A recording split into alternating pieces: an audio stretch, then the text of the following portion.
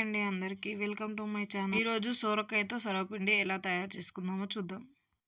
సోరకాయ పొట్టు తీసి ఇలా తురుము పెట్టుకోవాలి. నేను వీడియో కోసం చూస్తుంటే కొంచెం కలర్ చేంజ్ అయిపోయింది. వెల్లుల్లి, ఉల్లిగడ్డ, పచ్చిమిర్చి, మీ దగ్గర ఉంటే జీలకర్ర కూడా వేసుకోండి. కొంచెం అల్లం వేసుకోండి. అల్లం ఎక్కువ వేసుకుంటే మొత్తం స్మెల్ అట్లనే వస్తాయి. అవన్నీ కచ్చపచ్చగా దంచుకోండి. మీ దగ్గర మిక్సీ ఉంటే మిక్సీలో వేసుకోండి. నేను రోట్లోనే దంచుకున్నాను. నేను కొన్ని పల్లీలు మీకు టేస్ట్ తగ్గట్టు తీసుకొని వాటిని వేంపుకొని ఆయిల్ ఏం వేయకుండానే వేంపుకొని నల్లకొట్టుకోండి. కొంచెం రెండుగా విడిపోయేటట్టు వేసి ఆ పల్లీలలో ఇప్పుడు మనం దంచి పెట్టుకున్న పచ్చిమిర్చి ఉల్లిగడ్డ పేస్ట్ అండ్ సొరకాయ తురుము వేసి ఒకసారి మిక్సీ చేసుకోండి. అంతా కలుపుకోండి. మంచిగా కలుపుకున్నాక ఇందులో కొంచెం సాల్ట్ వేసుకోవాలి. సాల్ట్ వేసుకున్నాక కొంచెం ఇట్లా మన గట్టిగా చేతితోటి నొక్కినట్టుగా కలపండి. ఎందుకంటే అందులో ఉన్న వాటర్ బయటకు వస్తాయి. ఇందులో వాటర్ అయిన అవసరం ఉండదు. మనము ఎంత సొరకాయ తీసుకున్నామో అది సొరకాయని బట్టి పిండి యాడ్ చేసుకుంటూ ఉండండి. యాడ్ చేసుకుంటుంటే మనం ఎంత గట్టిగా పిసుకుతుంటే అందులోకి వెళ్ళి సొరకాయలో ఉన్న వాటర్ బయటకు వస్తాయి. వాటర్ తోటి పిండి కలిపితే సరిపోతుంది. ఇలా మీరు కొంచెం పిండి ఎక్కువ వేసుకుంటే కొంచెం వాటర్ కూడా యాడ్ చేసుకోవచ్చు, ఏం కాదు. పిండి ఇట్లా మంచిగా కలుపుకొని కొంచెం ఏంటి మన చపాతీ పిండి కన్నా కొంచెం మెత్తగానే కలుపుకొని ఇందులో కొంచెం కొత్తిమీర వేయండి. నేను ఫస్ట్ వేయలేదు. కొత్తిమీర వేసుకొని ఒకసారి మిక్స్ చేసుకోండి. మిక్స్ చేసుకున్నాక ఒకసారి టేస్ట్ చూసి కారము సాల్ట్ సరిపోయిందో లేదో చూసి యాడ్ చేసుకోండి. నేను పచ్చిమిర్చి వేసినా కానీ అది కారం సరిపోయినట్టు అనిపించలేదు నాకు. అందుకే కొంచెము కారం వేసిన, పొడి కారం వేసినాం. పొడి కారం కూడా కొంచెం కలర్ కూడా వస్తుందని కొంచెం పొడి కారం వేసినాం. మనం దీన్ని ఎంత బాగా కలుపుకుంటే అంత మంచిగా టేస్ట్ వస్తుంది. మనం ఎంత మంచిగా కలిపితే అందులో ఉన్న సొరకాయలో ఉన్న వాటర్ బయటకు వస్తాయి. సొరకాయలో ఉన్న వాటర్ బయటకు వచ్చి పిండి మెత్తగా అవుతూ ఉంటుంది.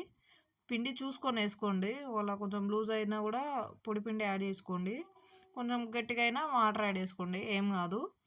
ఈ పిండిని అంతా మంచిగా మన చపాతీ ముద్దలాగా ఎట్లా అంత పెద్దగా చేసుకుంటామో ముద్దను అంత దగ్గరకని అలా చేసుకోండి. చూసారా, ఫస్ట్ పొడి పొడి ఉన్న పిండి కలుపుతూ ఉంటే ఎలా మెత్తగా అయిపోయిందో. ఇలా ఎంత మంచిగా కలుపుకుంటే మనం అందులో ఉన్న ఫ్లేవర్స్ అంతా పిండికి పట్టుకుంటాయి. ఇలా ఇలా మెత్తగా కలుపుకున్నాక దీన్ని చపాతీ ముద్ద కన్నా కొంచెం పెద్దగా ముద్దలు చేసుకోవాలి. ఇలా ముద్దగా చేసుకొని కొంచెం చిన్నగా చేతితో ప్రెస్ చేసి మన రొట్టెలాగా మనం రొట్టెని ఎలా అయితే చుట్టూ ఇట్లా ఒత్తుతామో అట్లా చుట్టూ కొంచెం ఒత్తుకొని ఒక మందపాటి గంజు తీసుకోవాలి. గిన్నె ఏదైనా సరే కానీ కొంచెం మందంగా ఉండేది చూసుకొని కొద్దిగా ఆయిల్ అప్లై చేసుకొని చుట్టూ రాసుకోవాలి ఆయిల్ని. ఆయిల్ కొంచెం ఎక్కువ వేసుకుంటే టేస్ట్ బాగానే ఉంటుంది. మీరు ఆయిల్ పట్టుకొని అంత ఇది ఆయిల్ ఫుడ్ లెక్క అయిపోద్దని అనుకుంటే తక్కువ వేసుకోండి. కొద్దిగా ఆయిల్ వేసుకొని దాన్ని స్ప్రెడ్ చేయండి ఇళ్ళతోటి నొక్కకుండా మంచిగా. మరీ పల్చగా చేసుకోకండి, మరీ మందం చేసుకోకండి. మరీ పల్చగా చేసుకుంటే తొందరగా మాడిపోతాయి. మరీ మందం వేసుకుంటే పిండి ఉడకదు. మామూలుగా చేసుకోండి. చపాతీ కన్నా కొంచెం మందంగా ఒత్తుకొని మధ్యలో అక్కడక్కడ హోల్స్ పెట్టుకోండి. అట్లా హోల్స్ పెట్టుకోవడం వల్ల ఈవెన్గా కుక్ అవుతుంది. ఆయిల్ కూడా అందులోంచి లోపలికి పోయి మంచిగా ఈవెన్గా మంచిగా ఉంటుంది. టేస్ట్ కూడా బాగా వస్తుంది.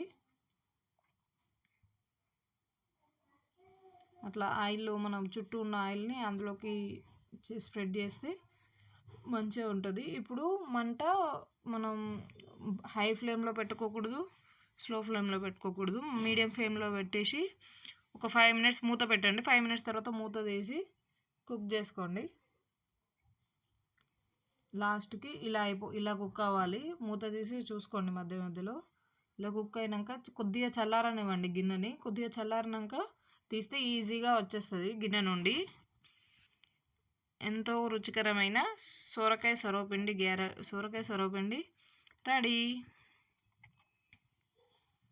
మీరు కూడా చేసుకొని టేస్ట్ ఎలా వచ్చిందో కామెంట్ చేయండి తప్పకుండా. Please like and share, subscribe.